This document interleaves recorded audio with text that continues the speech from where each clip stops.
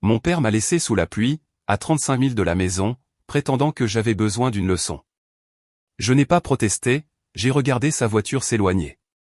Peu après, un camion s'est arrêté, mon garde du corps en est descendu, calme et imposant. Je n'ai pu m'empêcher de sourire. C'était la dernière erreur de mon père. Je m'appelle Lindsay Carter, j'ai 27 ans, et je suis la seule fille d'une riche famille de Boston. Mon père, Robert Carter, est un homme d'affaires prospère, réputé pour être dur et autoritaire.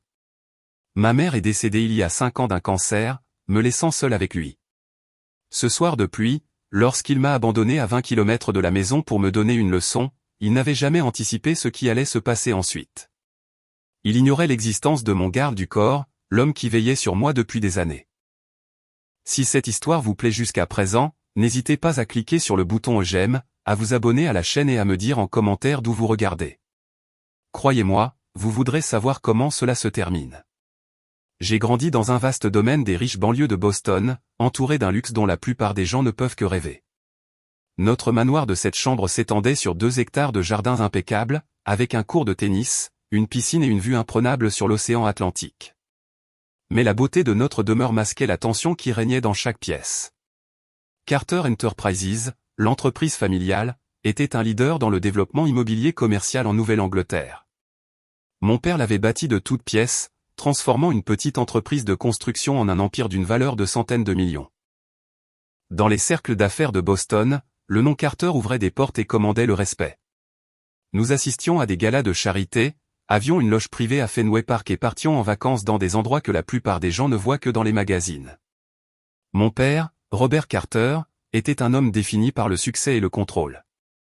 À 58 ans, il avait les traits acérés de quelqu'un qui souriait rarement et la posture rigide d'une personne qui ne se détendait jamais vraiment. Ses cheveux poivre et sel étaient toujours parfaitement coiffés, ses costumes sur mesure impeccablement coupés. Aux yeux du monde extérieur, il était brillant, ambitieux, même philanthrope. Mais à huis clos, c'était un homme tout autre. Depuis la mort de ma mère, son besoin de contrôler chaque aspect de ma vie s'était intensifié. Il surveillait mes dépenses, scrutait mes amitiés et exigeait des comptes détaillés de mes activités quotidiennes. Nos conversations ressemblaient moins à des discussions qu'à des interrogatoires. Tout était un test, et l'échec n'était pas une option dans son monde. La dynamique entre nous a radicalement changé après la perte de ma mère. Elizabeth Carter avait été mon médiateur, mon défenseur, la seule personne capable d'adoucir les aspérités de mon père. Elle avait été diagnostiquée d'un cancer des ovaires de stade 4 et avait disparu en 8 mois.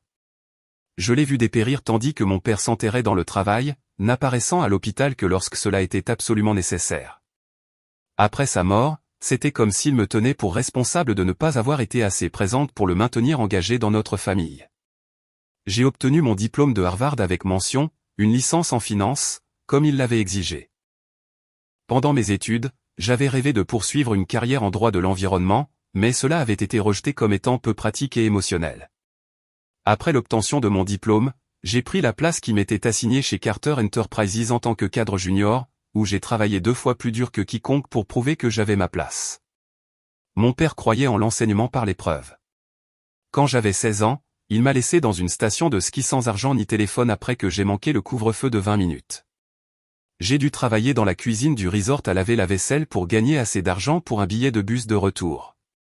Quand j'avais 20 ans, il a annulé mes cartes de crédit après que j'ai remis en question une de ses décisions commerciales lors d'un dîner familial, me forçant à vivre sur mes économies pendant 3 mois. Chaque fois, il appelait cela une leçon de responsabilité ou de respect.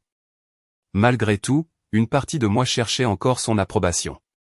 Je n'arrêtais pas de penser que si je pouvais juste faire mes preuves, travailler assez dur, être assez parfaite, il finirait par me considérer comme digne. C'était épuisant de vivre sous le poids d'attentes que je ne pourrais jamais vraiment satisfaire. La plupart des gens dans ma vie étaient choisis ou approuvés par mon père. L'exception était Alex Mercer, mon garde du corps de 35 ans. Il avait été engagé secrètement par mon oncle James, le frère de ma mère, avant qu'il ne décède d'une crise cardiaque il y a 2 ans. L'oncle James se méfiait de la façon dont mon père me traitait après la mort de ma mère. Alors que sa santé déclinait, il a organisé pour qu'Alex veille sur moi sans la connaissance de mon père. Alex était un ancien militaire, un M90, avec des cheveux sombres et des yeux observateurs qui ne rataient rien.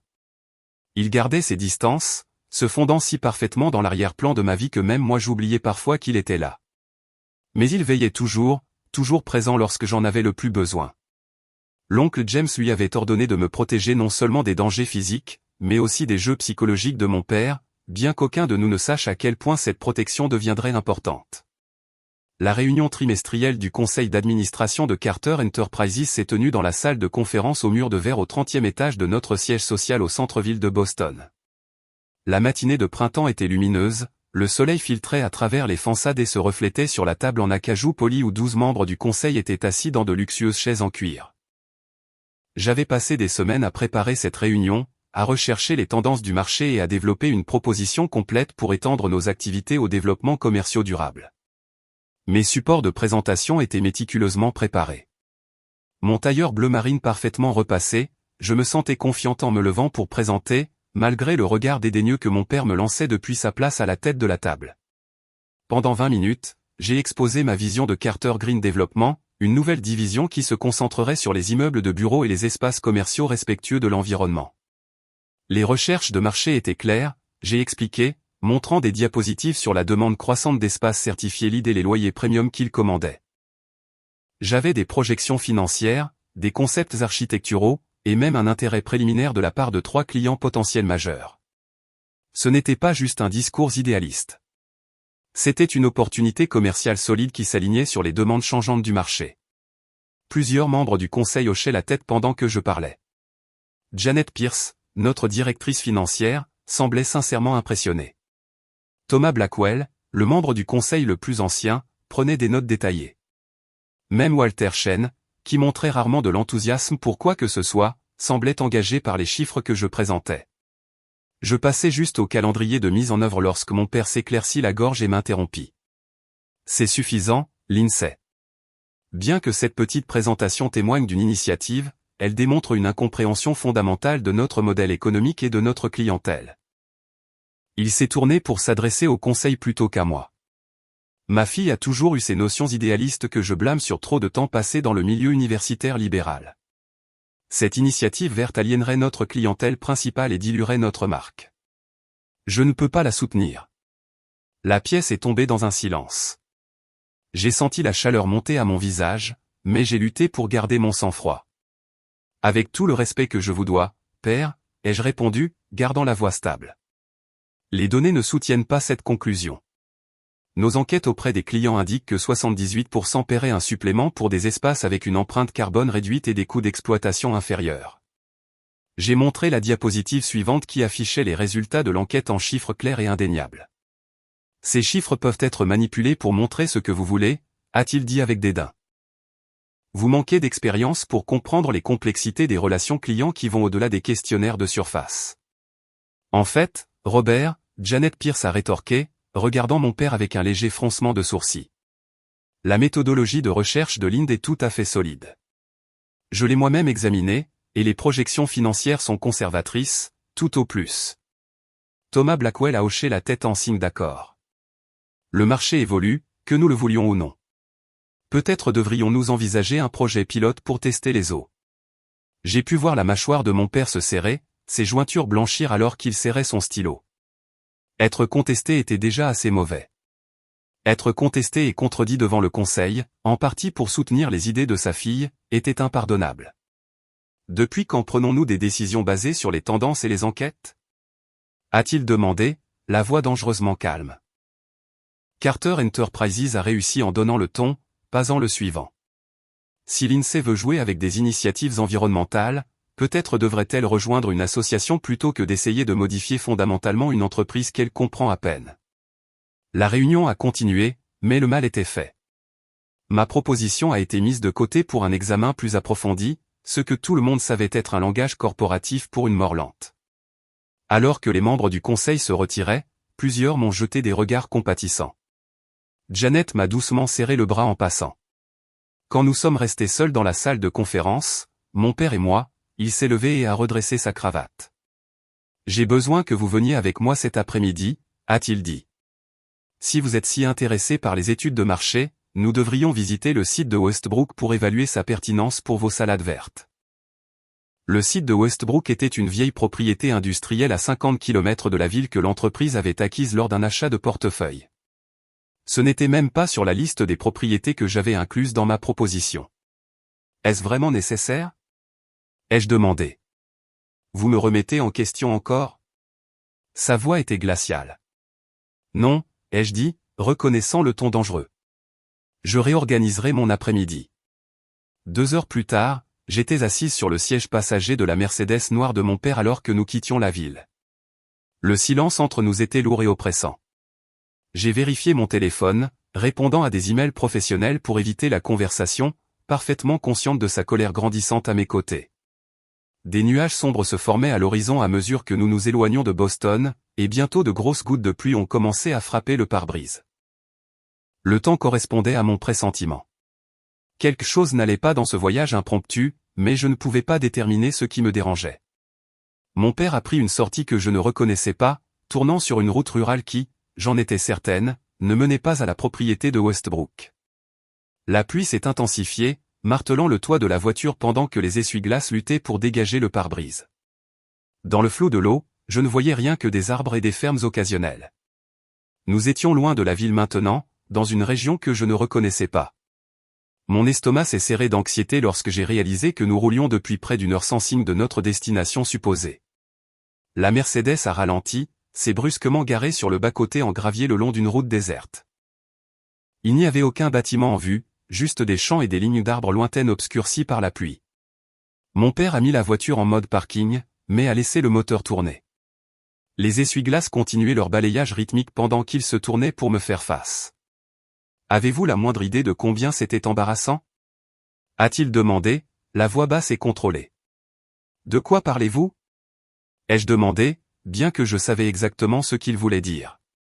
Ne faites pas l'idiote, Lindsay. Ce petit spectacle dans la salle du conseil, à m'affronter devant tout le conseil. Je ne vous confrontais pas, ai-je dit prudemment. Je présentais une opportunité commerciale valide basée sur des recherches solides. Il a ri, un son court et sans joie. Vous pensez que quelques mois dans l'entreprise vous qualifient pour dicter notre direction? Vous pensez que vous en savez mieux que moi? J'ai bâti cette entreprise pendant que vous jouiez dans des bacs à sable. J'ai 27 ans, père, lui ai-je rappelé. J'ai un diplôme de Harvard en finance et je travaille dans l'entreprise depuis 5 ans, pas quelques mois. Et vous pensez que cela vous donne droit au respect? Le respect s'obtient, il ne se donne pas à cause d'un morceau de papier d'une université hors de prix. La pluie martelait plus fort sur le toit, noyant presque ses paroles. Des éclairs ont flashé au loin, suivis d'un grondement sourd de tonnerre. Vous n'avez aucune idée de ce qu'il faut pour diriger une entreprise comme Carter Enterprises, a-t-il continué. Vous pensez que tout est une question de tendance et d'initiatives qui font du bien. Il s'agit de décisions difficiles, de force, ce qui vous manque clairement. Est-ce que c'est de ça qu'il s'agit? Ai-je demandé, en faisant un geste vers nos environs. Où sommes-nous d'ailleurs? Ce n'est pas la route de Westbrook. Considérez cela comme une leçon d'humilité, a-t-il dit, les yeux froids. Donnez-moi votre téléphone. Quoi? Pourquoi? Votre téléphone, Lindsay. Maintenant. J'ai hésité, puis je le lui ai tendu. Il l'a pris et l'a laissé tomber dans la poche de sa veste. Votre portefeuille aussi, a-t-il ajouté. Un frisson m'a parcouru, qui n'avait rien à voir avec la climatisation qui soufflait dans les évents. Père, qu'est-ce que vous faites? Je vous apprends ce que vous semblez incapable d'apprendre autrement, a-t-il répondu. Vous pensez pouvoir me défier? Pensez que vous pouvez retourner mon propre conseil contre moi. Vous devez vous souvenir de votre place. Il a tendu la main de manière expectative. Avec une appréhension croissante, j'ai attrapé mon sac à main et en ai sorti mon portefeuille, le plaçant dans sa paume tendue. Il l'a pris, puis s'est penché vers moi pour ouvrir la boîte à gants, retirant un petit appareil GPS que je ne savais pas y être. Une puce de suivi, a-t-il expliqué avec un mince sourire. De votre voiture? Pensiez-vous que je ne remarquerais pas vos petites réunions secrètes avec Janet et Thomas? Pensiez-vous que je ne savais pas chacun de vos mouvements? La réalisation qu'il me suivait a provoqué une vague de colère et de peur dans mon corps. Depuis combien de temps me suivait-il? Que savait-il d'autre? Descendez, a-t-il dit soudain. Quoi? Vous m'avez entendu. descendez de la voiture. Mais nous sommes au milieu de nulle part, ai-je protesté, en faisant un geste vers le déluge dehors. Il doit y avoir au moins 10 ou 12 kilomètres pour revenir en ville. Alors vous aurez tout le temps de réfléchir à la loyauté et au respect, a-t-il dit froidement. Peut-être que la marche vous videra la tête de ces idées ridicules de me contester. C'est insensé, père, même pour vous. Son visage s'est durci. Votre mère serait si déçue de ce que vous êtes devenu. Ingrate, irrespectueuse. Descendez maintenant avant que je ne vous expulse moi-même. La mention de ma mère m'a piqué comme un coup physique. Il savait exactement où viser pour causer le plus de douleur. J'ai attrapé la poignée de la porte, ma main tremblant légèrement. Avant que je puisse l'ouvrir, il s'est à nouveau penché vers moi. Cette fois, il a retiré mon blazer léger de mes épaules. Vous n'en aurez pas besoin, a-t-il dit, le jetant sur la banquette arrière. Un peu d'inconfort forge le caractère. Je suis descendu sous la pluie battante, instantanément trempé alors que l'eau cascadait du ciel. Le froid était choquant, mon chemisier en soie n'offrait aucune protection alors qu'il collait à ma peau. Je me suis tourné pour faire face à mon père par la porte passager toujours ouverte. Est-ce vraiment le genre d'homme que vous voulez être? Ai-je demandé, surprise par la stabilité de ma voix. Pendant un instant, quelque chose a vacillé dans ses yeux, quelque chose de presque douteux. Puis son expression s'est de nouveau durcie. Quand vous serez prête à vous excuser et à vous souvenir de votre place, vous pourrez m'appeler. Si vous arrivez à trouver un téléphone, il s'est penché et a refermé la porte passager. Je n'ai pas supplié ni frappé à la fenêtre. Je n'ai pas pleuré ni crié comme il aurait pu s'y attendre. Je suis simplement resté là, la pluie coulant sur mon visage, et j'ai regardé alors qu'il faisait demi-tour et reprenait la route, les feux arrière brillant en rouge à travers le rideau de pluie avant de disparaître au coin d'un virage. Le silence après le départ de sa voiture était absolu, à l'exception du martèlement de la pluie sur le sol autour de moi. J'étais complètement seul sur une route inconnue, à des kilomètres de tout, sans téléphone, argent ou papier d'identité. Mon chemisier blanc était maintenant transparent. Mes cheveux plaqués sur ma tête, l'eau coulant enfilait sur mon visage et mon cou. Mon pantalon tailleur était trempé et mes escarpins en cuir couinaient à chaque pas. J'ai regardé dans la direction où mon père avait roulé, puis dans la direction opposée. Sans meilleure option, j'ai commencé à marcher, suivant la route dans la direction où nous avions initialement voyagé. Chaque pas était inconfortable, des ampoules se formant déjà sur mes pieds à cause de la marche en talons mouillés. La partie rationnelle de mon esprit a catégorisé ma situation. Exposition aux éléments, risque d'hypothermie. Malgré la température douce du printemps, vulnérabilité en tant que femme seule sur une route déserte, aucun moyen de communication, aucune ressource. La partie émotionnelle de mon esprit a oscillé entre incrédulité, colère, blessure, et enfin un étrange sentiment de clarté. Ce n'était pas la première fois que mon père m'abandonnait pour me donner une leçon, mais quelque chose me disait que ce serait la dernière. La pluie ne montrait aucun signe de ralentissement alors que je me traînais le long de la route vide. Mes escarpins en cuir, conçus pour les salles de conseil plutôt que pour les autoroutes de campagne, me serraient douloureusement à chaque pas. J'avais marché pendant peut-être 10 minutes, bien que cela ait semblé beaucoup plus long, quand le bruit d'un véhicule qui approchait m'a fait me retourner. À travers le rideau gris de la pluie, j'ai vu des phares approcher derrière moi, illuminant les gouttelettes d'eau en deux faisceaux jumeaux. Alors que le véhicule se rapprochait, j'ai pu distinguer la forme d'une camionnette noire. Elle a ralenti en s'approchant, puis s'est garée sur le bas-côté à une vingtaine de pieds devant moi. La porte du conducteur s'est ouverte et une silhouette imposante en est sortie, encadrée par les phares. Même à travers la pluie, j'ai reconnu les épaules larges et la posture alerte. Immédiatement, le soulagement m'a submergé. Alex Mercer se tenait calmement sous le déluge, vêtu d'une veste sombre et d'un jean, son expression professionnellement neutre comme toujours. Mais il y avait quelque chose dans ses yeux en s'approchant, une colère contrôlée que je n'avais jamais vue auparavant. « Mademoiselle Carter », a-t-il dit formellement, bien que nous soyons les deux seules personnes à des kilomètres, je crois que vous auriez besoin d'un trajet. Un rire a jailli de quelque part au plus profond de moi, presque hystérique de soulagement. On pourrait dire ça, Alex. Comment m'avez-vous trouvé? Il a mis la main dans sa poche et a sorti un petit appareil protégé de la pluie par sa main en coupe. C'est une application de suivi qui montre un point bleu clignotant, notre emplacement actuel. J'ai mis un traceur sur la voiture de votre père il y a 6 mois, a expliqué sa voix grave. À vrai dire, votre oncle a insisté avant qu'il ne décède. Il était préoccupé par les leçons que votre père pourrait essayer de vous donner. La pluie collait ses cheveux sombres à son front, mais il semblait imperturbable par le déluge. Sans un mot de plus, il a retiré sa veste et l'a posée sur mes épaules. La chaleur et le poids de celle-ci étaient immédiatement réconfortants. « Venez » a-t-il dit, faisant un geste vers la camionnette. « Allons vous sécher. » L'intérieur de la camionnette d'Alex était méticuleusement propre et sentait légèrement le cuir et le pain. Il a mis le chauffage à pleine puissance dès que nous sommes montés, puis a cherché derrière le siège et a sorti un sac de sport. « Il y a des vêtements de rechange là-dedans » a-t-il dit en me tendant le sac. Un survêtement, un t-shirt, des chaussettes. Pas votre style habituel, mais ils sont secs. Et il y a une serviette.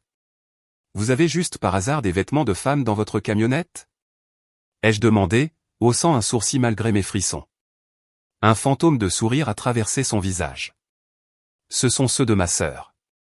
Je garde des fournitures d'urgence dans la camionnette, ça fait partie du travail. Pendant que je regardais dans le sac, il a sorti une bouteille d'eau d'un compartiment de la porte et me l'a tendue.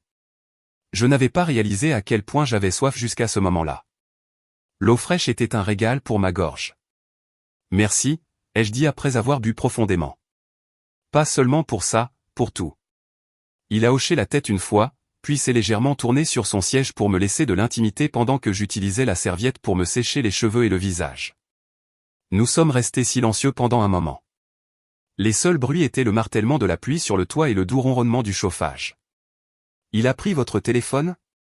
a demandé Alex finalement, bien que ce ne soit pas vraiment une question. « Et mon portefeuille.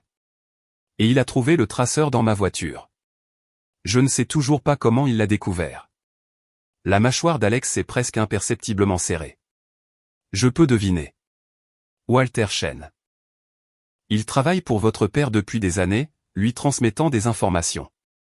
Pas seulement des données de l'entreprise, mais aussi des informations personnelles. Le membre du conseil, ai-je demandé, surprise. Mais il a voté contre mon père aujourd'hui. Il semblait soutenir ma proposition. Alex a hoché la tête. C'était inattendu. Peut-être développe-t-il une conscience. Ou peut-être joue-t-il un jeu plus long. Il a tendu la main dans la console entre les sièges et a sorti un smartphone, me le tendant. Ligne sécurisée. Votre oncle m'avait fait le préparer au cas où. Il a tous vos contacts importants déjà chargés. J'ai pris le téléphone, le retournant dans mes mains. L'oncle James avait pensé à tout. Comment savait-il ce que mon père pourrait faire ? Y avait-il eu des incidents que j'ignorais ? Votre oncle était inquiet du comportement de votre père après la mort de votre mère, a dit Alex, comme s'il lisait dans mes pensées. James disait que Robert avait toujours été autoritaire. Mais après la mort d'Elizabeth, il est devenu imprévisible, potentiellement dangereux. J'ai regardé le paysage lavé par la pluie. Mon esprit a flashé sur d'innombrables petits moments. L'isolement croissant, les menaces subtiles, le constant dénigrement. Était-ce vraiment devenu si grave que mon oncle craignait pour ma sécurité ? Parlez-moi de vous, Alex, ai-je dit soudain, voulant changer de sujet. Nous nous connaissons depuis 2 ans, mais je réalise que je ne sais presque rien de vous. Il n'y a pas grand-chose à raconter, a-t-il répondu, les yeux sur la route alors qu'il se réengageait sur l'autoroute, s'éloignant de la direction prise par mon père. Ancien rangé de l'armée, 8 ans de service. Travail de sécurité privée après cela. Famille ? Ai-je demandé. Un moment d'hésitation. Plus maintenant. J'ai perdu mes parents dans un accident de voiture quand j'étais en Afghanistan. Ma sœur était avec eux. Les vêtements, ai-je réalisé en regardant le sac de sport. Je suis désolé, Alex.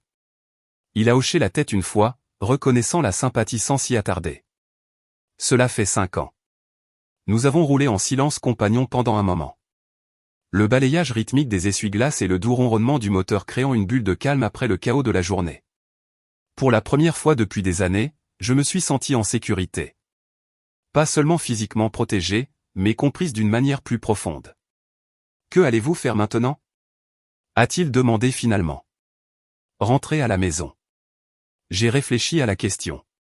Le mot maison avait peu de sens maintenant. Le manoir de Boston ressemblait à une belle prison depuis des années. Non, ai-je dit fermement. Je ne retournerai pas là-bas. Pas ce soir. Peut-être jamais. Je dois d'abord régler certaines choses. Il a hoché la tête comme s'il s'attendait à cette réponse. Je connais un endroit, a-t-il dit. Sûr, hors réseau. Votre père ne vous y trouvera pas. Je sais que je suis censé être l'employeur dans cette relation, ai-je dit avec un petit sourire. Mais pour l'instant, je pense que je vais suivre votre exemple. Pour la première fois depuis que je le connaissais, Alex Mercer a souri, transformant complètement son visage habituellement stoïque. C'était comme regarder le soleil percer les nuages d'orage. Votre oncle serait fier de vous, a-t-il dit. Il disait toujours que vous étiez plus forte que vous ne le pensiez. Alors que nous nous éloignons de la scène de mon abandon, quelque chose a changé en moi. La blessure et le choc étaient toujours là, mais au-dessus d'eux s'élevait une détermination d'acier. Mon père avait commis une erreur critique aujourd'hui. Il m'avait poussé au-delà de la peur vers la clarté, et il n'avait aucune idée de ce dont j'étais capable quand j'ai arrêté d'avoir peur de lui. L'hôtel Harborview était un établissement discret et haut de gamme niché dans une petite ville côtière à 40 km au nord de Boston. Alex l'avait choisi spécifiquement parce que Carter Enterprises n'y possédait pas de propriété ni n'y avait de liens commerciaux. Il a garé la camionnette dans le garage souterrain et m'a escorté par une entrée de service pour éviter les caméras du hall principal, sa formation étant évidente dans chaque mouvement prudent. La suite qu'il avait organisée était spacieuse et élégante, avec un salon séparé et une chambre, un décor neutre et de grandes fenêtres donnant sur le port. Dans d'autres circonstances, cela aurait pu être une escapade agréable. J'ai enfilé les vêtements empruntés, un simple sweatshirt gris et un pantalon de yoga noir légèrement trop long. Mes vêtements de travail de créateur pendaient trempés dans la salle de bain. Quand je suis ressorti, Alex était au téléphone, la voix basse et sérieuse. Sarah Williams sera là dans 20 minutes, a-t-il dit en remettant son téléphone dans sa poche. Qui est Sarah Williams? Ai-je demandé, passant mes doigts dans mes cheveux humides. L'avocate de votre oncle, a-t-il répondu. Et maintenant la vôtre, si vous choisissez de la retenir. James l'avait organisée avant de décéder. Elle a des informations que vous devez entendre. Je me suis affaissé sur le canapé, soudain submergé par les événements de la journée. Mon père m'avait abandonné sur une route de campagne sous un orage. Je me cachais maintenant dans un hôtel avec mon garde du corps secret, attendant de rencontrer un avocat dont je ne connaissais pas l'existence. Ma vie s'était transformée en quelque chose d'irreconnaissable en quelques heures. Alex a dû remarquer mon expression. Il s'est assis dans le fauteuil en face de moi, sa posture détendue mais alerte comme toujours. Votre oncle avait anticipé quelque chose comme ça, a-t-il dit. Pas ce scénario exact, mais il savait que Robert pourrait aller trop loin un jour. Comment? Ai-je demandé. Comment savait-il alors que je ne le savais pas? Vous étiez trop proche pour le voir clairement, a expliqué Alex. Et votre père était prudent. L'isolement s'est produit progressivement. Le contrôle, la surveillance, la manipulation émotionnelle, tout cela s'est intensifié si lentement. Vous ne pouviez pas voir le tableau d'ensemble.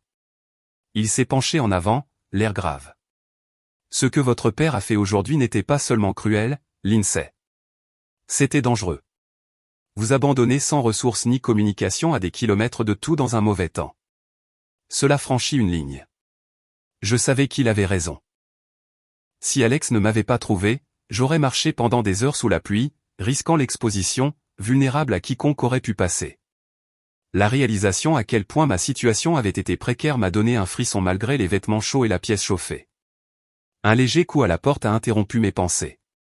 Alex a vérifié le Judas avant d'ouvrir, révélant une femme d'une quarantaine d'années avec des cheveux noirs aux reflets argentés de longueur menton et des yeux vifs et intelligents derrière des lunettes élégantes. Elle portait une mallette en cuir et un tailleur gris anthracite qui parlait de richesse discrète. Mademoiselle Carter, a-t-elle dit, me tendant la main après qu'Alex ait refermé et verrouillé la porte derrière elle. Je suis Sarah Williams. J'étais l'avocate de votre oncle pendant 15 ans, et il m'a demandé de vous aider si certaines circonstances survenaient. Je crois qu'elles l'ont fait. Sa poignée de main était ferme, son regard direct. Elle m'a plu immédiatement. S'il vous plaît, appelez-moi Lindsay, ai-je dit. Et oui, j'aurais absolument besoin d'aide en ce moment. Sarah a hoché la tête et s'est assise à la petite table à manger, ouvrant sa mallette pour en sortir plusieurs dossiers. Alex, toujours vigilant, s'est positionné près de la fenêtre où il pouvait voir la porte et le monte-charge. Avant de commencer, a dit Sarah, posant un enregistreur numérique sur la table, j'ai besoin que vous me racontiez exactement ce qui s'est passé aujourd'hui. Tous les détails dont vous vous souvenez.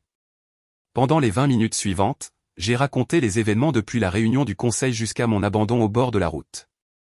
Sarah a pris des notes, posant occasionnellement des questions pour clarification, mais écoutant principalement attentivement. Quand j'ai fini, elle a arrêté l'enregistreur et s'est rassise sur sa chaise. Ce que votre père a fait constitue au minimum une mise en danger imprudente, a-t-elle dit. Potentiellement une négligence criminelle et une fraude financière également, étant donné le schéma de comportement. Elle a regardé Alex. Vous avez les données de localisation des 2 dispositifs de suivi. Il a hoché la tête et les images du tableau de bord de ma camionnette montrant l'endroit où je l'ai trouvé. Bien, a dit Sarah. Maintenant, Lindsay, nous devons discuter des dispositions de votre oncle et de vos options. Elle a ouvert le premier dossier et en a sorti un document relié en papier légal bleu. Il y a 2 ans, votre oncle James est venu me voir avec des inquiétudes concernant le comportement de votre père après la mort de votre mère. Il pensait que Robert devenait de plus en plus instable et autoritaire, particulièrement envers vous. James a créé un plan d'urgence, a-t-elle continué. En cas où votre père franchirait certaines limites, des mécanismes s'activeraient pour vous protéger, vous et votre héritage. Mon héritage ? Ai-je répété, confuse. Je n'ai pas encore d'héritage. Tout est lié à l'entreprise ou aux avoirs personnels de mon père. Sarah a souri, une petite expression satisfaite. Pas tout. Votre mère avait ses propres actifs distincts de la fortune des Carter. Des actifs qui auraient dû vous être transférés à sa mort. Je l'ai regardé, essayant de traiter cette information, mais je n'ai rien reçu après la mort de maman. Père a dit que tous ces actifs étaient détenus conjointement. C'est précisément ce qui préoccupait votre oncle, a dit Sarah, retirant d'autres documents de sa mallette. Selon ses relevés financiers, votre mère détenait plusieurs comptes et investissements sous son nom de jeune fille, évalués à environ 28 millions de dollars. À sa mort, ces actifs auraient dû vous être transférés conformément à son testament. Ma tête tournait. 28 millions de dollars. Ma mère m'avait laissé une indépendance financière, et je ne le savais jamais. Votre père était l'exécuteur testamentaire de sa succession, a expliqué Sarah. Il semble qu'il ne vous ait jamais divulgué ses actifs et qu'il les ait peut-être utilisés lui-même, ce qui constitue une grave violation de son devoir fiduciaire. Est-ce légal ? Ai-je demandé. Non, a dit Sarah simplement. C'est de la fraude, détournement d'actifs et abus de confiance, potentiellement des accusations criminelles. Elle a sorti son ordinateur portable et me l'a montré. Avec vos identifiants, pouvez-vous accéder au registre financier de l'entreprise ? J'ai hésité seulement brièvement avant d'entrer mes informations de connexion. Sarah a navigué vers plusieurs fichiers, puis m'a montré une série de transactions qui m'ont retourné l'estomac. Mon père avait systématiquement déplacé de l'argent de compte portant la mention fonds fiduciaire EC, que j'ai réalisé signifier Elizabeth Carter, vers divers comptes d'entreprise et personnels. Ce n'est pas seulement une question d'argent, a dit Sarah doucement. C'est une question de contrôle. En vous gardant financièrement dépendante, votre père maintenait son pouvoir sur vous. Alex, qui avait observé en silence, a pris la parole. Il y a plus dans le plan d'urgence de votre oncle, n'est-ce pas, Sarah ? Elle a hoché la tête, retirant un dernier document de sa mallette. C'est peut-être la pièce la plus importante. Votre oncle James était un actionnaire minoritaire de Carter Enterprises, détenant 8% de l'entreprise. À sa mort, ses actions auraient dû vous être transférées. Cela ne s'est jamais produit, ai-je dit, certaine. J'aurais su un tel transfert. Non, parce que votre père l'a dissimulé, tout comme il a dissimulé les actifs de votre mère. Mais combiné aux actions que votre mère vous a laissées, qui vous ont également été cachées, vous possédez en réalité 51% de Carter Enterprises. Vous êtes, légalement parlant, l'actionnaire majoritaire. La pièce a semblé basculer autour de moi alors que les implications s'enfonçaient. Je possédais le contrôle majoritaire de l'entreprise.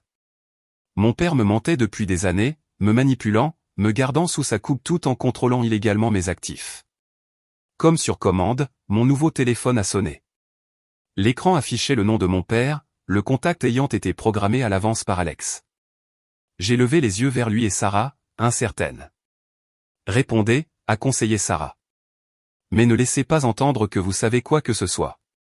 Laissez-le penser que vous êtes toujours vulnérable et effrayé. J'ai pris une profonde inspiration et j'ai répondu, mettant le téléphone sur haut-parleur. Lindsay. La voix de mon père est sortie de la ligne, un mélange d'irritation et de fausse inquiétude. Où es-tu? Je m'attendais à ce que tu appelles il y a des heures. J'aurais appelé plus tôt, ai-je dit, en veillant à garder ma voix petite et contrite, mais je n'avais pas de téléphone. Tu l'as pris, tu te souviens? Ne sois pas dramatique, a-t-il répondu avec dédain. Tu aurais pu emprunter un téléphone à n'importe qui. As-tu appris ta leçon? J'ai jeté un coup d'œil à Sarah, qui a hoché la tête d'encouragement. Oui, père, ai-je dit, infusant ma voix d'une fausse soumission. Vous aviez raison. Je n'aurais pas dû vous contester à la réunion. Cela ne se reproduira pas. Bien, a-t-il dit, semblant satisfait. Où es-tu maintenant? J'enverrai une voiture. Une amie m'a ramassé, ai-je dit vaguement. Je peux rentrer ce soir si vous le voulez. Oui, je pense que ce serait le mieux. Nous devons discuter de votre rôle futur dans l'entreprise. Peut-être quelque chose de moins visible serait plus approprié pour vos compétences. Sarah prenait des notes pendant qu'il parlait, documentant chaque menace subtile. Ce sera bientôt là, ai-je promis, mettant fin à l'appel avant que ma colère montante ne puisse me trahir. Bien joué, a dit Sarah avec approbation. Maintenant, nous devons élaborer une stratégie. Je suggère une approche en 3 phases. Elle a exposé le plan méthodiquement. La phase a impliqué la collecte et la sécurisation des preuves, y compris les registres financiers montrant le détournement de mon héritage. La phase 2 impliquerait de confronter mon père dans un environnement contrôlé en présence de témoins. La phase 3 serait les procédures judiciaires formelles pour récupérer le contrôle de mes actifs et de mes actions de l'entreprise. Que dois-je faire maintenant? Ai-je demandé quand elle a terminé. Dois-je retourner à la maison? Sarah et Alex ont échangé un regard. Oui, a dit Alex finalement. Mais pas seul. Je serai à proximité à tout moment et vous porterez ceci. Il m'a tendu ce qui ressemblait à un pendentif en argent élégant sur une chaîne. Dispositif d'enregistrement, a-t-il expliqué. Militaire, indétectable par les balayages standards. Jouez le jeu pour l'instant, a conseillé Sarah. Laissez-le croire qu'il a gagné.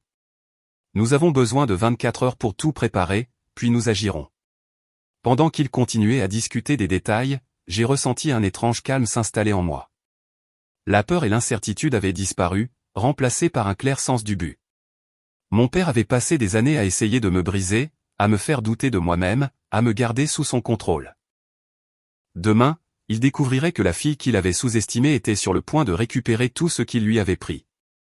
Je suis retourné au manoir familial ce soir-là avec un air de défaite soigneusement conçu pour satisfaire mon père. Alex m'a déposé à 2 pâtés de maison, me regardant à distance pendant que je parcourais la distance restante, la tête baissée, les épaules affaissées, l'image parfaite d'une fille châtiée retournant faire face au jugement de son père. La maison était éclairée dans l'obscurité, sa grandeur coloniale plus imposante que bienvenue. J'ai utilisé ma clé, la lourde porte d'entrée se refermant derrière moi avec un bruit sourd menaçant. Mon père m'attendait dans le salon, sirotant un verre de son scotch 18 ans préféré, ses lunettes de lecture perchées sur son nez alors qu'il examinait des documents que je pouvais maintenant deviner comme étant liés à mes avoirs cachés. « Ah, Lindsay » a-t-il dit, levant les yeux avec un sourire qui n'atteignait pas ses yeux. « J'espère que votre petite aventure à la campagne a été instructive. » Elle l'a été, père, ai-je répondu doucement, le pendentif d'enregistrement frais contre ma peau sous mon sweatshirt emprunté. Il a pris connaissance de mon apparence avec un léger froncement de sourcils.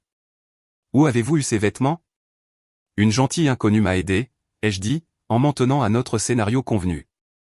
J'ai eu beaucoup de chance. En effet, a-t-il dit, en posant son verre. Eh bien, vous devez avoir faim. Madame Parker nous a laissé le dîner. Madame Parker était notre gouvernante depuis 20 ans, l'une des rares constantes dans ma vie. J'ai suivi mon père jusqu'à la salle à manger où 2 couverts étaient mis aux extrémités opposées de la longue table en acajou. La distance physique était symbolique du fossé émotionnel entre nous, bien qu'il ne réalise pas que je le voyais maintenant clairement pour ce que c'était, un jeu de pouvoir, pas un dîner familial. Pendant tout le repas, j'ai joué mon rôle, gardant les yeux baissés, ne parlant que lorsqu'on me parlait, acceptant sa conférence condescendante sur la loyauté et la responsabilité familiale sans argument. Pendant ce temps, le pendentif enregistrait chaque mot, chaque menace à peine voilée, chaque aveu de son comportement autoritaire. Je crois que cet incident a clarifié votre position, a-t-il dit alors que nous finissions le dessert. Vous n'êtes pas prête pour les responsabilités exécutives. Demain, j'annoncerai votre transfert au service des relations communautaires. C'est moins exigeant et plus approprié pour votre tempérament. Quoi que vous jugiez bon, père, ai-je répondu, détestant les mots même en les prononçant. Il a souri, satisfait de ma soumission apparente. C'est ma fille. Vous savez, Lindsay, ces leçons peuvent sembler dures, mais elles sont nécessaires. Le monde est un endroit cruel, et je veux seulement vous y préparer. Un jour, vous me remercierez. Il a fallu tout mon autocontrôle pour ne pas réagir à l'hypocrisie époustouflante de sa déclaration. Au lieu de cela, j'ai hoché la tête docilement. Puis-je être excusé? Ai-je demandé. C'est une longue journée. Bien sûr, a-t-il dit magnanimement. Reposez-vous. Demain est un nouveau départ pour nous. J'ai embrassé sa joue, quelque chose que je n'avais pas fait volontairement depuis des années, et j'ai senti qu'il se raidissait de surprise avant de se détendre. La manipulation fonctionnait dans les deux sens. Maintenant, dans ma chambre, j'ai envoyé un SMS préarrangé à Alex confirmant que j'étais en sécurité à l'intérieur et que l'enregistrement était en cours. Ensuite, je me suis douché, lavant les derniers vestiges physiques de l'épreuve de la journée, et me suis préparé pour ce qui allait suivre. Le matin est arrivé avec un ciel clair, comme si la tempête de la veille n'avait jamais eu lieu. Je me suis habillé avec un soin particulier, choisissant une robe fourreau noire simple mais élégante qui projetait à la fois professionnalisme et confiance. Ce serait le dernier jour où Robert Carter sous-estimerait sa fille. À 8h15 précise, nous avons quitté le bureau dans des voitures séparées. Mon père se dirigeant d'abord pour sa réunion du comité exécutif de 9h où il prévoyait d'annoncer ma rétrogradation. Je l'ai suivi 30 minutes plus tard, envoyant un SMS à Alex et Sarah que j'étais en route. Ils m'attendaient dans le garage avec Janet Pierce des Finances et Thomas Blackwell, notre membre senior du conseil. Tous deux semblaient solennels mais déterminés. « Êtes-vous prête pour ça ?» a demandé Sarah, me tendant un portfolio en cuir contenant les documents que nous avions préparés la veille. « Je suis prête depuis 5 ans, ai-je répondu, redressant mes épaules. « Allons-y. » Nous avons pris l'ascenseur exécutif directement pour la salle de conférence du 30e étage, synchronisant notre arrivée pour 15 minutes dans la réunion de mon père. Alex s'est positionné discrètement devant la porte tandis que Sarah, Janet, Thomas et moi entrions sans frapper. Mon père était en pleine phrase, debout à la tête de la table s'adressant aux 7 membres du comité exécutif. Il a balbutié en voyant une surprise, se retournant rapidement vers la colère. Quel est le sens de cette interruption? A-t-il exigé, son regard se durcissant en se fixant sur moi.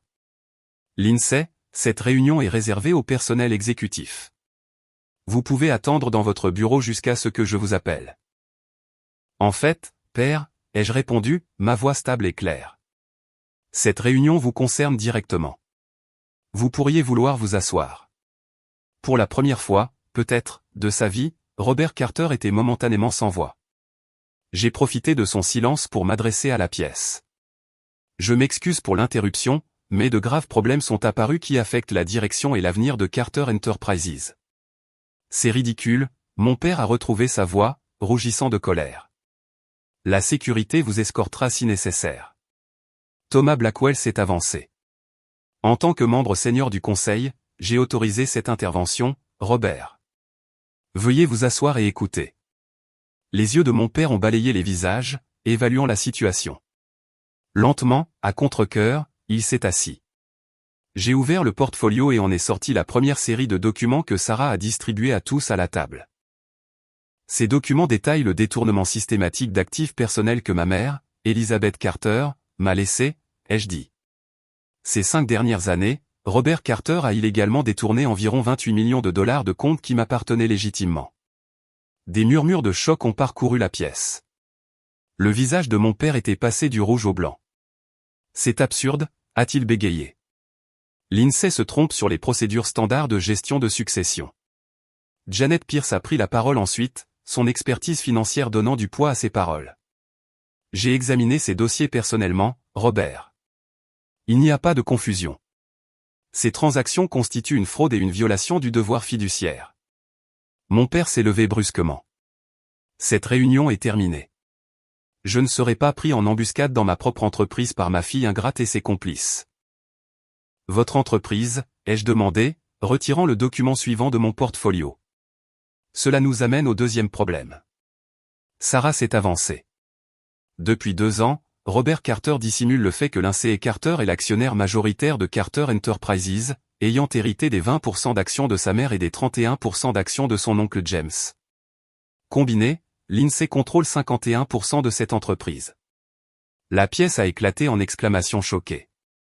Mon père a frappé la table avec son poing. C'est un coup d'État, a-t-il crié, basé sur des mensonges et des documents manipulés.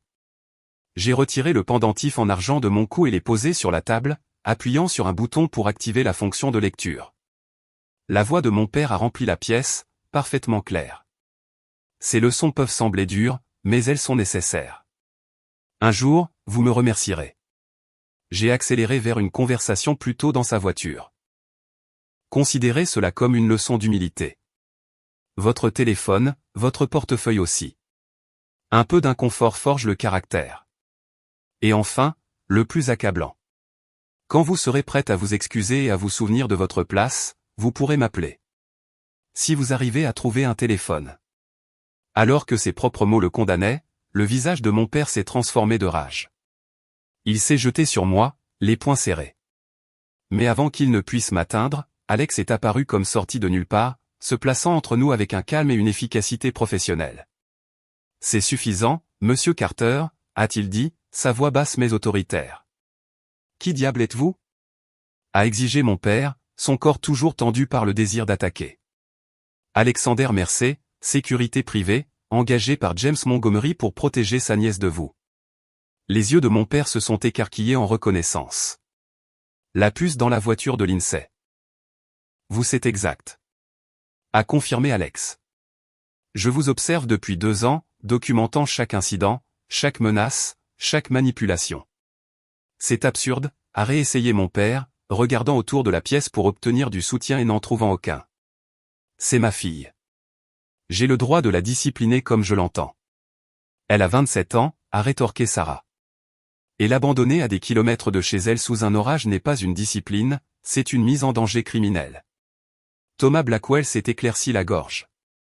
Robert, je pense qu'il serait préférable que vous sortiez pendant que le conseil discute de ces développements. Janet, voudriez-vous s'il vous plaît appeler une réunion d'urgence du conseil pour midi aujourd'hui ? Le visage de mon père s'est tordu de fureur et d'incrédulité. Vous ne pouvez pas faire ça. J'ai construit cette entreprise à partir de rien. C'est à moi. 51% m'appartiennent. Je l'ai corrigé doucement. Et j'exerce mon droit en tant qu'actionnaire majoritaire pour appeler à un vote sur votre direction continue. Pendant un moment, j'ai pensé qu'il pourrait m'attaquer physiquement malgré la présence d'Alex. Puis brusquement, le combat a semblé le quitter, remplacé par un calcul froid. Très bien, a-t-il dit, redressant sa cravate. Ayez votre réunion. Ce n'est pas fini, Lindsay. Sur ces mots, il a quitté la pièce en trombe, les autres cadres s'écartant pour le laisser passer. Quand la porte s'est fermée derrière lui, j'ai relâché un souffle que je ne réalisais pas retenir. Janet s'est approchée et m'a serré le bras de soutien. Vous avez bien fait, a-t-elle dit. Très bien. Thomas a hoché la tête en signe d'accord. Votre mère serait fière, Lindsay. Elle disait toujours que vous aviez une colonne vertébrale d'acier sous cette douce apparence. 2 agents de sécurité sont apparus à la porte, convoqués discrètement par Alex. Monsieur Carter a été escorté à son bureau pour récupérer ses effets personnels, a rapporté l'un d'eux. Il sera surveillé jusqu'à ce qu'il quitte le bâtiment. Merci, ai-je dit soudain, sentant le poids de ce qui venait de se passer. Nous nous réunirons à midi pour la réunion du conseil. Alors que la pièce se vidait, Sarah est restée avec moi et Alex. Phase 2 terminée, a-t-elle dit avec satisfaction. Maintenant, nous préparons les procédures formelles. Votre père ne se rendra pas facilement, Lindsay. Il se battra avec tout ce qu'il a. Je sais, ai-je répondu, regardant par la fenêtre le paysage de Boston, la même vue qui m'avait intimidé juste hier matin. Mais il m'a appris une leçon précieuse après tout. Quelle est-elle ? A demandé Alex. Je me suis tourné pour leur faire face à tous les deux, ma résolution plus forte que jamais. Ne commencez jamais un combat que vous n'êtes pas prêt à terminer. La réunion d'urgence du conseil qui a suivi a été tendue mais décisive. Avec les preuves présentées et mon statut d'actionnaire majoritaire confirmé, le conseil a voté à l'unanimité pour suspendre temporairement Robert Carter de son poste de PDG, en attendant une enquête complète sur les irrégularités financières. J'ai regardé par la fenêtre de la salle du conseil alors que mon père était escorté hors du bâtiment par la sécurité. Sa posture rigide et ses poings serrés trahissant sa fureur même de 30 étages plus haut. Alors que sa voiture s'éloignait du trottoir, je n'ai ressenti aucune victoire, aucun plaisir vindicatif, seulement un profond sentiment de soulagement teinté de tristesse pour ce qu'était devenue notre relation. Qu'est-ce qui aurait pu être? Mais comme Sarah l'avait dit, ce n'était pas fini. Cela ne faisait que commencer.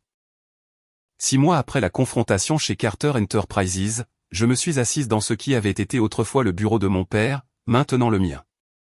La vue sur le port de Boston n'avait pas changé, mais tout le reste avait. Les meubles sombres et lourds avaient été remplacés par des pièces plus claires et contemporaines. Le mur intimidant de récompenses commerciales et de photos avec des politiciens avait fait place à une galerie de projets de développement durable, y compris le premier projet Carter Green achevé.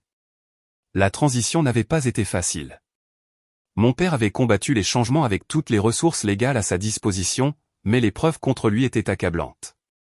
Les accusations de fraude financière avaient été réglées à l'amiable pour éviter un scandale public, avec le remboursement intégral des actifs de ma mère plus les intérêts. La restructuration de l'entreprise avait été plus difficile, certains cadres de longue date fidèles à mon père ayant démissionné par protestation. Mais nous avions traversé la tempête. Janet Pierce avait été promue directrice financière, Thomas Blackwell était resté président du conseil d'administration, et de nouveaux talents avaient été recrutés pour revitaliser la culture de l'entreprise. L'initiative Carter Green était maintenant notre division à la croissance la plus rapide, avec 3 projets majeurs en cours et une liste d'attente de clients intéressés par des espaces commerciaux durables. Un léger coup à la porte a interrompu mes pensées. Alex est entré comme toujours, se déplaçant avec cette efficacité tranquille qui m'était devenue si familière. « Votre rendez-vous de 14 heures est là », a-t-il dit. J'ai hoché la tête, prenant une profonde inspiration. « Faites-le entrer, s'il vous plaît. » Un instant plus tard, mon père est entré dans le bureau. 6 mois l'avaient aussi changé. Ses cheveux semblaient plus gris, son visage plus ridé. Il avait perdu du poids, et l'énergie presque maniaque qui l'entourait toujours était atténuée. Il portait un costume qui, bien qu'encore cher, manquait de la perfection imposante qu'il exigeait autrefois de son apparence. « Lindsay » a-t-il dit, la voix tendue, mais pas hostile. « Merci d'être venu, père », ai-je répondu, en lui désignant la chaise en face de mon bureau. « Voulez-vous du café ?» Il a secoué la tête. « Je ne peux pas rester longtemps. » Un silence gêné a rempli la pièce. Malgré tout ce que nous devions discuter, trouver les bons mots restait difficile. Nous avions communiqué par avocat pendant des mois. C'était notre première rencontre en personne depuis le jour où il avait été escorté hors du bâtiment. « L'entreprise a l'air bien », a-t-il dit, jetant enfin un coup d'œil au rapport trimestriel sur mon bureau. La division verte a dépassé les projections. « Oui », ai-je accepté. « Votre idée de vous concentrer sur les établissements médicaux a été particulièrement réussie. » Il a semblé surpris que j'admette sa contribution. Après sa suspension, il avait envoyé quelques suggestions par l'intermédiaire de son avocat, dont l'une avait effectivement été précieuse. « Je vois que vous avez gardé le tableau Prescott », a-t-il observé, hochant la tête vers le paysage qui avait été accroché dans ce bureau aussi longtemps que je me souvienne. « Maman aimait ce tableau », ai-je dit simplement. Encore un silence, moins tendu cette fois. « Pourquoi m'avez-vous demandé de venir » a-t-il finalement demandé. Je me suis penché en avant, rencontrant son regard directement. « Parce qu'il est temps que nous parlions de ce qui s'est passé. » Pas par avocat ou médiateur, juste nous. Il s'est décalé inconfortablement. « Ce qui est fait est fait. »« Non », ai-je dit fermement. « Nous devons y faire face si nous voulons jamais avancer. J'ai besoin de comprendre pourquoi vous avez fait ce que vous avez fait. Le contrôle, la manipulation, me cacher mon héritage, m'abandonner sur cette route, tout cela. » Pendant un moment, j'ai pensé qu'il refuserait, se retirant derrière le mur de défensive qu'il avait maintenu pendant des mois. Puis ses épaules se sont légèrement affaissées. « Après la mort de votre mère, j'étais perdu. » Il a admis les mots, semblant lui faire mal. « Élisabeth était toujours celle qui te comprenait, qui savait comment te connecter. Je ne savais que comment te préparer à un monde dur. En étant plus dur que le monde ne pourrait jamais l'être, ai-je demandé, gardant ma voix douce malgré les souvenirs douloureux. Il a grincé. Je pensais que je te rendais plus forte. Le monde des affaires a détruit mon père parce qu'il était trop doux, trop confiant. Je ne voulais pas cela pour toi. Donc, vous avez décidé de me briser vous-même, ai-je insisté. Je ne l'ai jamais vu de cette façon, a-t-il dit. Un éclair de l'ancienne défensive revenant. Je te protégeais de la seule façon que je savais. Et mon héritage, les actions de l'entreprise, cela aussi cachait la protection? Il a détourné le regard, incapable de me regarder dans les yeux. C'était mal. Je le sais maintenant. Après la mort d'Elisabeth, j'avais peur de perdre le contrôle de tout, l'entreprise, toi, notre avenir. Je me suis convaincu que c'était temporaire, que je te le dirais quand tu serais prête. Et quand serait-ce? Ai-je demandé. Quand je serais complètement brisé, quand je n'aurais plus de volonté propre.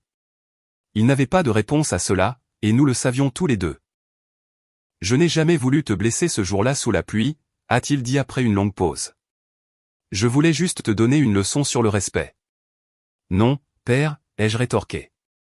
Vous vouliez m'enseigner le pouvoir, votre pouvoir sur moi.